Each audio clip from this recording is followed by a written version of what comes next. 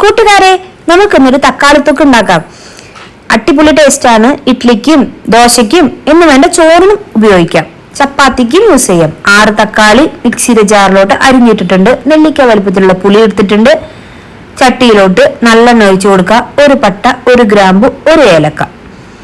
ഇനി അടിച്ചു വെച്ചിരിക്കുന്ന തക്കാളി പേസ്റ്റ്, കുറച്ച് മഞ്ഞൾപ്പൊടി, കുറച്ച് മുളക് പൊടി, കുറച്ച് പെരുംജീരകത്തിന്റെ പൊടി കൂടി ചേർത്ത് നന്നായി മിക്സ് ചെയ്ത് കൊടുക്കുക. ഇനി ആവശ്യത്തിന് വെള്ളം ചേർത്ത് കൊടുക്കുക.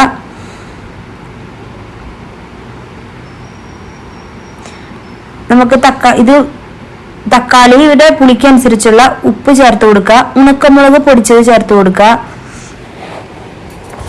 ഇനി നമുക്ക് കടുക്, ഉഴുന്നുംപരിപ്പ്, കറിവേപ്പില,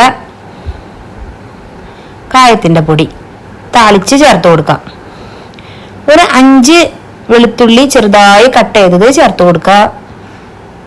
ഇനി 1 ടീസ്പൂണ് നന്നായി വറ്റി വരുമ്പോൾ 1 ടീസ്പൂണ് ശർക്കര പൊടിച്ചത് കൂടി ചേർത്ത് കൊടുക്കുക. ഇനി ഈ വെള്ളമൊക്കെ നന്നായി വറ്റണം. ചമ്മന്തി പരുവത്തിലാവണം. അപ്പം അത് നന്നായി വറ്റാനായിട്ട് നമുക്ക് വെയിറ്റ് ചെയ്യാം കേട്ടോ. ഇടയ്ക്കിടയ്ക്കൊന്ന് ഇളക്കി കൊടുത്തിട്ടേ ഇരിക്കാം. കണ്ടില്ലേ, ഇതാണ് നമ്മുടെ സ്റ്റേജ്. നല്ല വെള്ളമൊക്കെ വറ്റി എണ്ണയൊക്കെ നന്നായി തെളിഞ്ഞു വന്നിട്ടുണ്ട്. ഈ സമയം നമുക്ക് ഉപ്പ് നോക്കാം, പുളി നോക്കാം.